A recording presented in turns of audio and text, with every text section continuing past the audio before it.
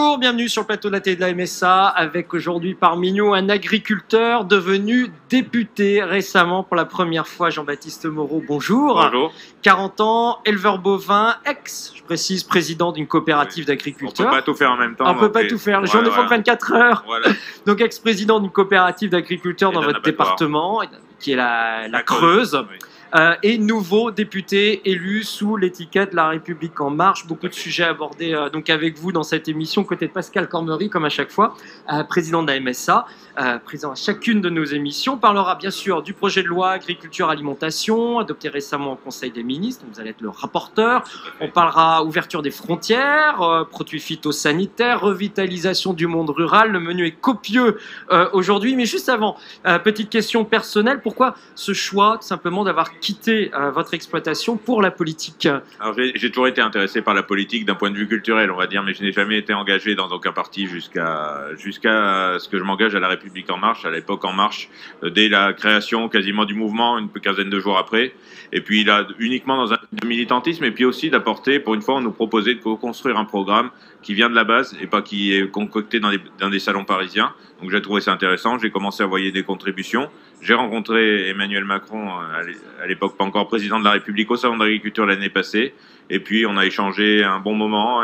Qu'est-ce qui vous a plu chez Emmanuel Macron? Pourquoi cette volonté de le suivre très très rapidement? Son sens de l'écoute, son ouverture et le fait justement qu'il souhaitait écouter les professionnels et les professionnels de chaque secteur pour construire un programme et non pas des experts soi-disant experts qui en fait sont à Paris ou proche banlieue et qui en fait ne voient la ruralité et l'agriculture que de très loin. Je peux vous dire que lui est intéressé par ces sujets et m'interroge régulièrement sur ces sujets-là. En tout cas, les choses vont vite, elles vont très vite. Donc là, on a une nouvelle loi agriculture-alimentation qui arrive, la volonté de redonner du pouvoir aux agriculteurs, à leur groupement aussi, face aux grandes surfaces. Alors, beaucoup de choses en vrac, mais très concrètes. On encadre la fin des promotions abusives, on monte le seuil de revente à perte, on a la possibilité de renégocier des prix plus rapidement en cours de saison selon les évolutions des cours.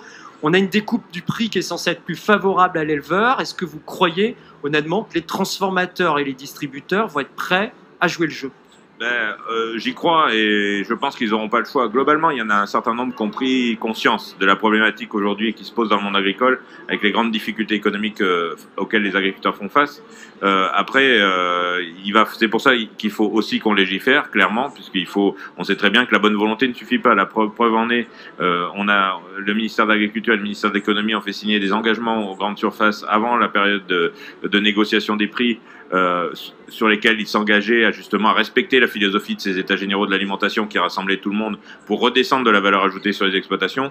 Force est de constater que les négociations sont très mal passées globalement, qu'il y a un certain nombre d'opérateurs qui n'ont absolument pas joué le jeu, et donc il faut vraiment une loi et quelque chose de très rigide, on va dire, même s'ils ne le souhaitent pas, pour encadrer cela, puisque la bonne volonté ne suffira pas, et on en a eu la preuve au cours de ces négociations. Pascal Cormery, bien sûr, vous regardez ça de très près à la MSA, puisque derrière, ce sont aussi les niveaux de vie, les niveaux de revenus des agriculteurs. Je le regarde à titre personnel parce que je suis aussi un producteur avant tout, bien sûr, et puis nous le regardons puisque nous accompagnons derrière, malheureusement, mais c'est notre rôle, les agriculteurs en difficulté. Et quand on voit sur les revenus 2016, 20% des agriculteurs ont des revenus négatifs, 20% ont des revenus inférieurs à 400 euros, 370 euros. Donc on voit bien que derrière, il y a des conséquences directes dans les exploitations, à la fois pour les chefs d'exploitation, mais aussi pour leurs familles. Et notre rôle en tant qu'organisme de protection sociale, c'est effectivement d'accompagner dans ces difficultés à la fois les individus et leurs familles. Même si ça ne résout pas tout, mais au moins de ne pas abandonner nos populations. Le fait d'avoir un système professionnel de protection sociale est quand même un aspect intéressant dans ces moments difficiles. Parce que quand tout va bien, des fois on a l'impression que c'est pas nécessaire, mais quand effectivement là, dans cette période de difficulté, je pense que c'est absolument nécessaire par nos délégués, nos médecins, nos assistants, nos travailleurs sociaux, de pouvoir accompagner nos populations en difficulté.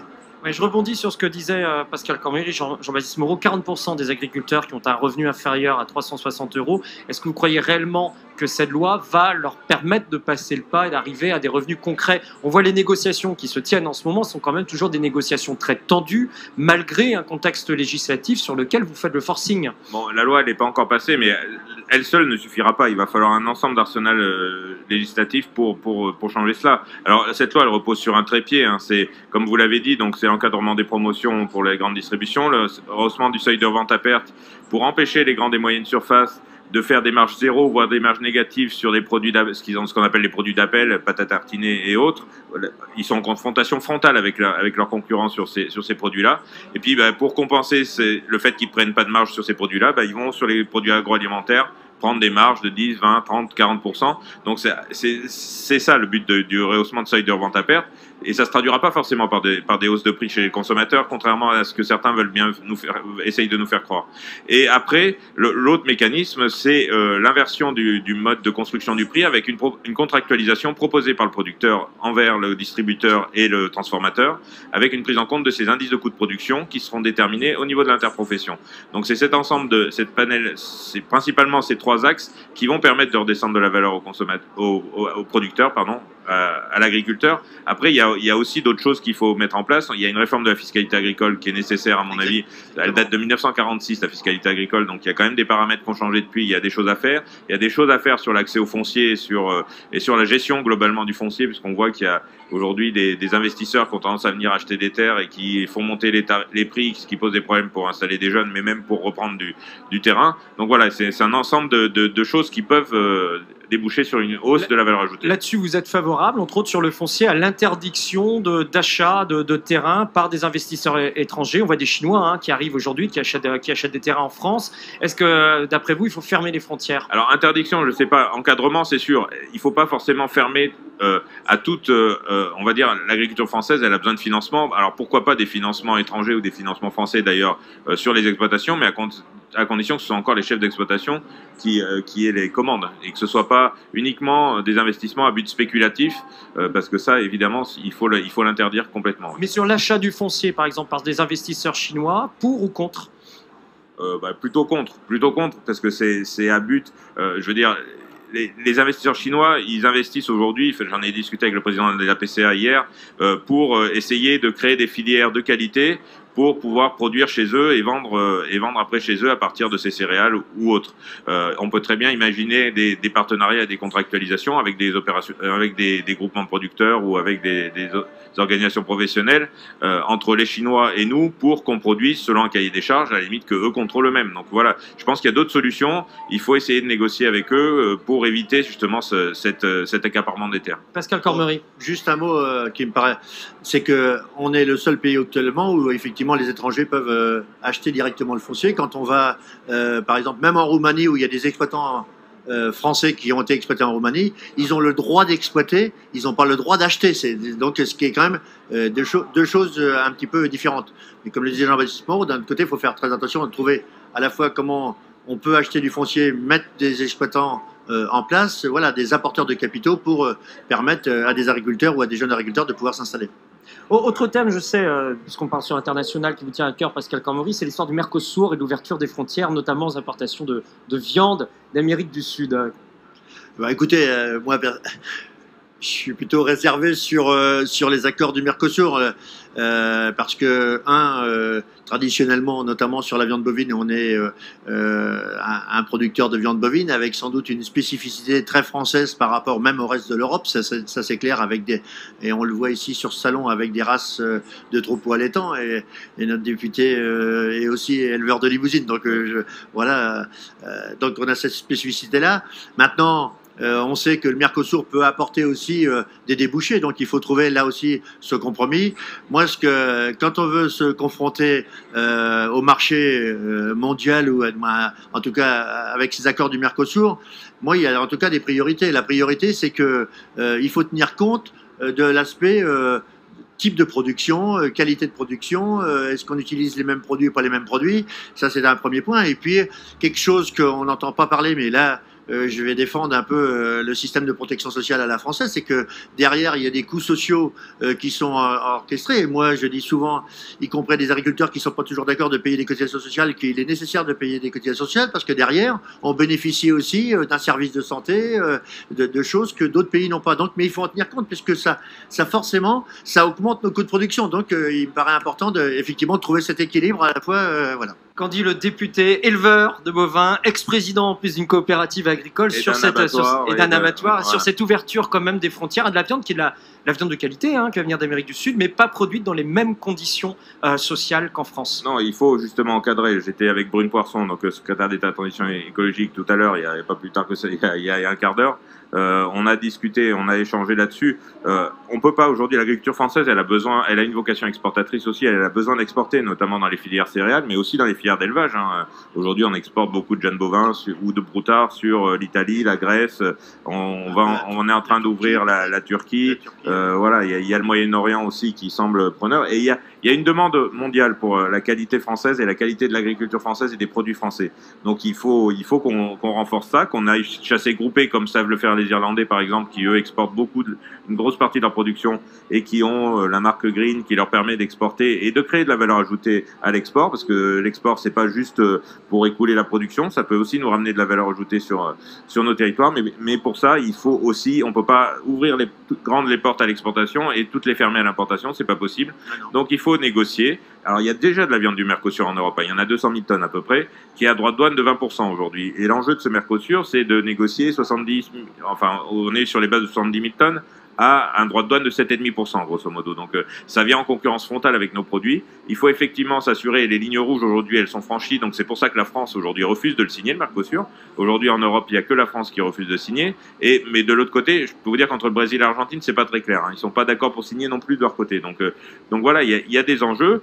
Sur le CETA par exemple, ça fait polémique. Il y a eu un encadrement du CETA qui a été mis en place depuis le mois de septembre. Aujourd'hui, on est à peine à 1% du quota de viande bovine importé depuis le Canada. Et par contre, on a exporté un grand nombre de fromages, de produits laitiers, ce qui va être nécessaire puisqu'on va dans une phase de surproduction de produits laitiers en Europe à l'horizon du deuxième semestre 2018.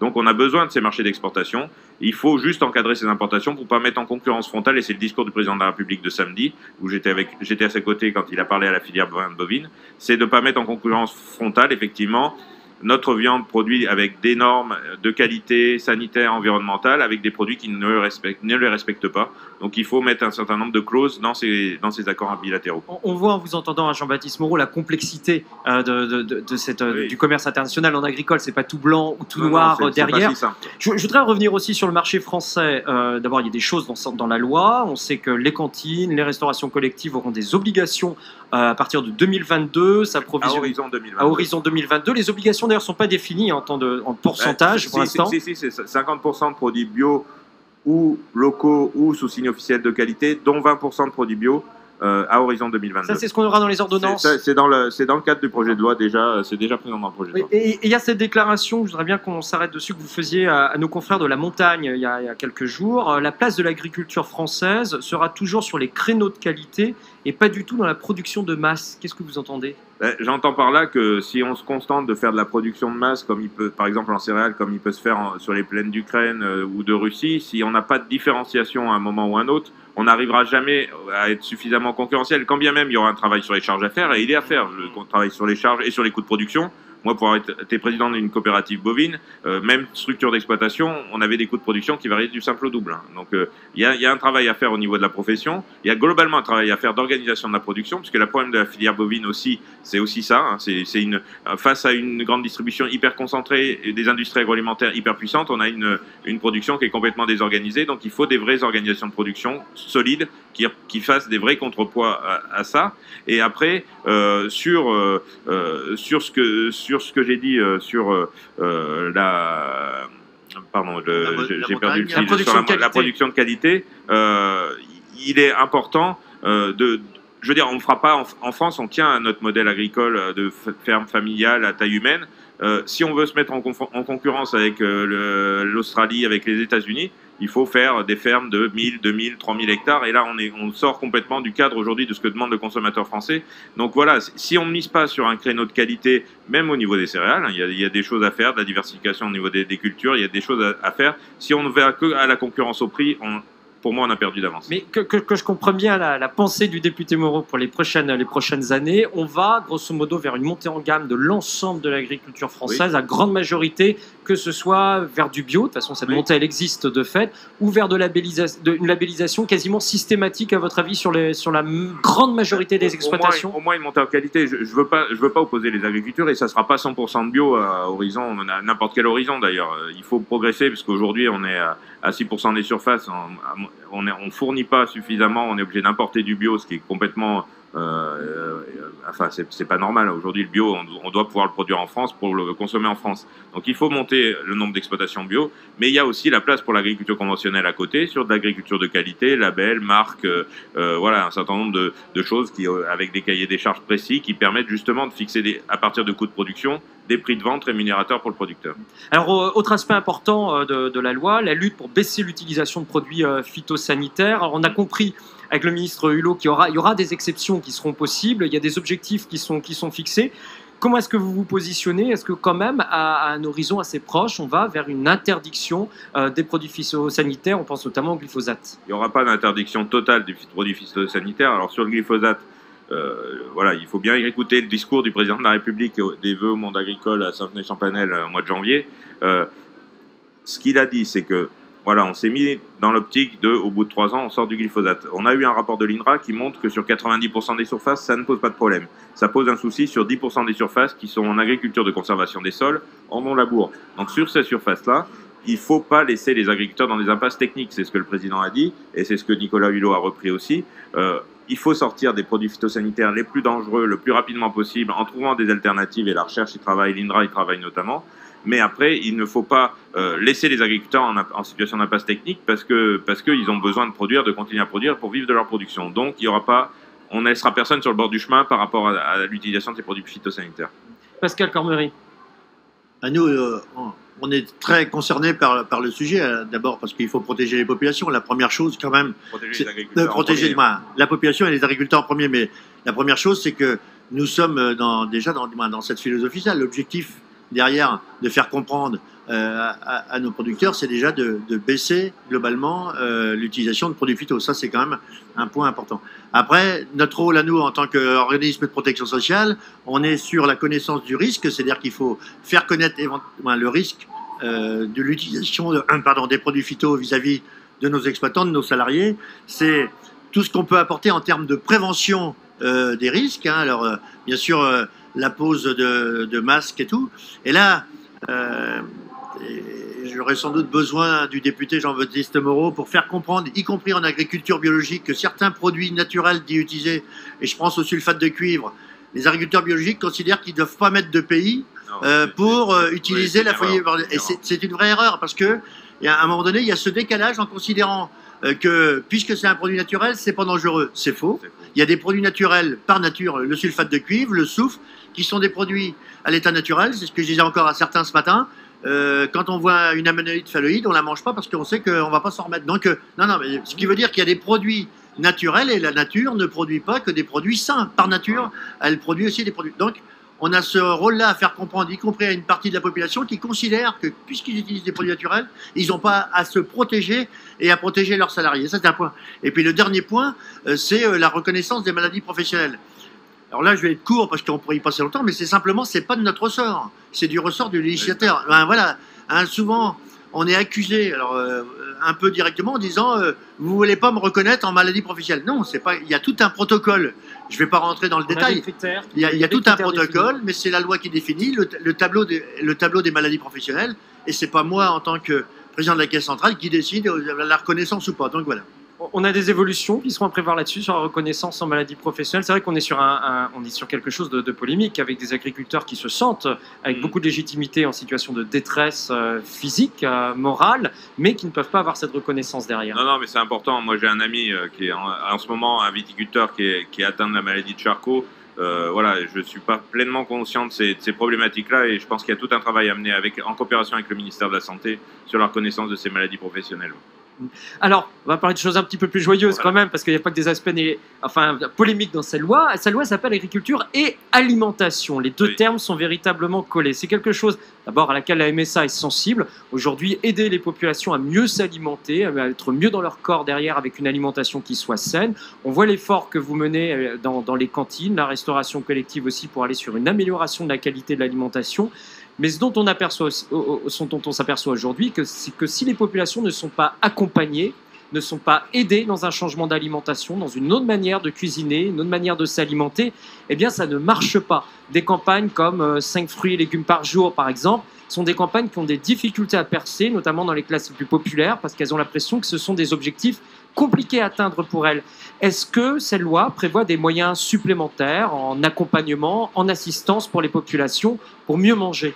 Alors aujourd'hui, cette loi, elle est donc il y a dans le cadre de cette loi, il y a un certain nombre de choses, notamment, on l'a dit tout à l'heure, la restauration collective, mais il y a aussi un certain nombre d'améliorations à y apporter. C'est tout le travail des parlementaires d'ailleurs que de le faire, mais je suis d'accord avec vous, il y a toute une notion d'éducation du consommateur, mais dès le plus jeune âge, même je pense dès l'école, il y a ces enjeux-là d'éducation pour l'habituer à mieux manger, à manger différemment. Il faut que le consommateur devienne, ce que j'aime bien dire, un consomme-acteur, c'est-à-dire qu'il mette en adéquation ses actes d'achat avec la demande sociétale qu'il présente aux agriculteurs. Et donc, c'est hyper important d'arriver à produire de façon, à habituer le consommateur à manger de la qualité. Mais effectivement, il y a une éducation jeune et aussi tout au long de la vie. Alors, c'est le charme du salon d'agriculture où on est aujourd'hui, qui est un lieu d'expression et de manifestation parfois surprenantes. Au même moment, vous voyez, on parlait il y a quelques minutes du CETA, donc le traité, l'accord avec le Canada, entre autres, du Mercosur. Ben, vous voyez, on a une manifestation contre le CETA et le Mercosur, preuve de la difficulté aussi du monde agricole à entendre ces arguments qui viennent derrière.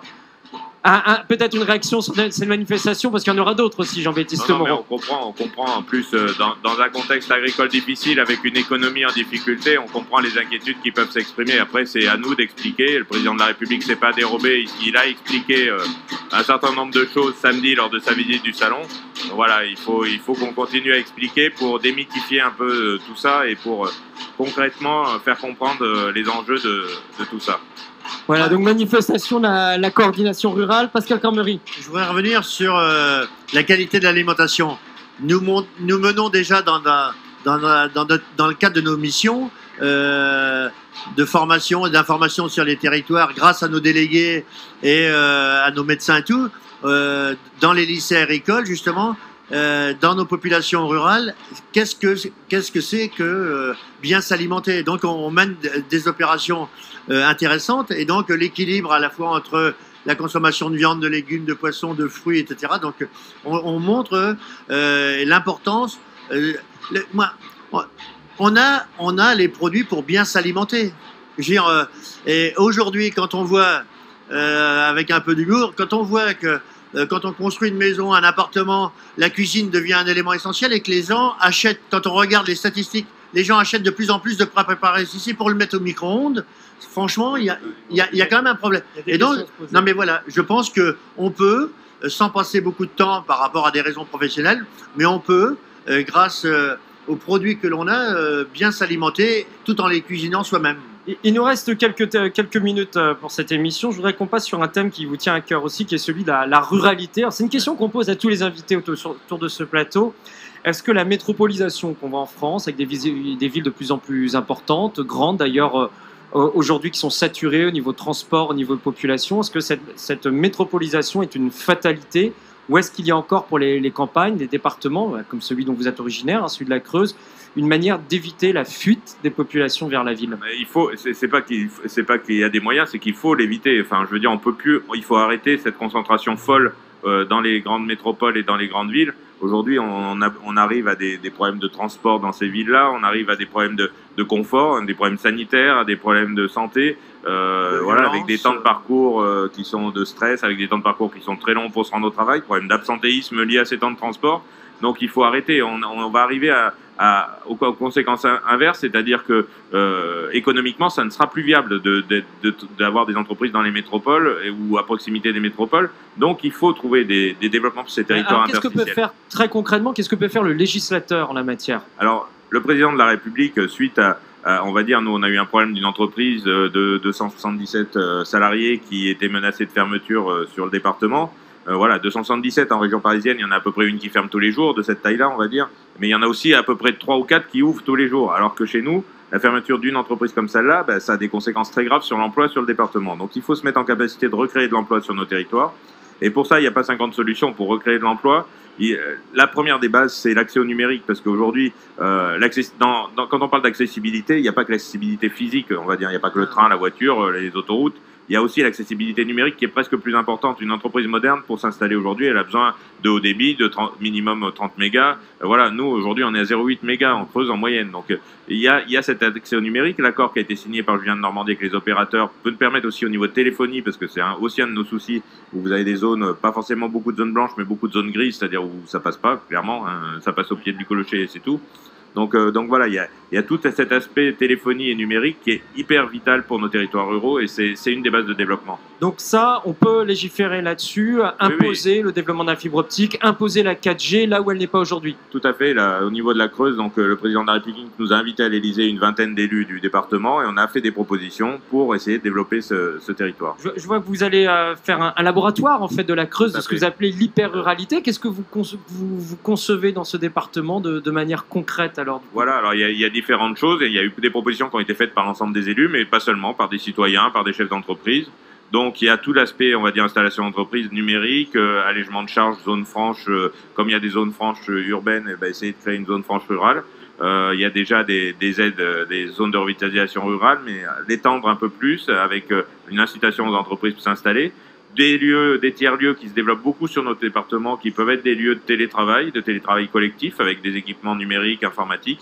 Et puis, il y a l'accès à la santé qui est une préoccupation importante, notamment dans les territoires ruraux où la population est assez vieillissante, la moyenne d'âge assez élevée. Alors justement, en matière d'accès à la santé, il y a des choses qui se passent un petit peu partout, hein, des expériences. On voit ce que fait le département, par exemple, de Saône-et-Loire, qui ouvre des maisons de santé là où ils ont des difficultés à faire venir des médecins libéraux. Ils ouvrent des maisons de santé avec des médecins salariés par le département. Est-ce que c'est une piste qui vous semble intéressante, vous, pour les territoires ruraux? Tout à fait. On y a travaillé avec la présidente du conseil départemental de la Creuse. Dans les propositions qu'on a faites, justement, il y a cet aspect-là d'avoir des salariés, des médecins salariés des maisons de santé.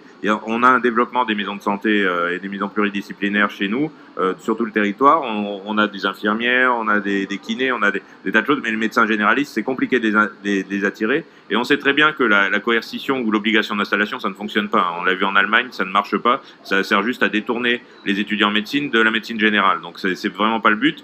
Mais par contre, il y a un certain nombre d'étudiants qui demandent effectivement à être salariés, à plus avoir les mêmes contraintes, à pouvoir éventuellement tourner entre les maisons de santé, mais avoir des week-ends, avoir des temps de récupération. Donc on va tester le salariat effectivement sur le département aussi. Toute dernière question pour le nouveau député, en fait, quelques mois de député que vous êtes.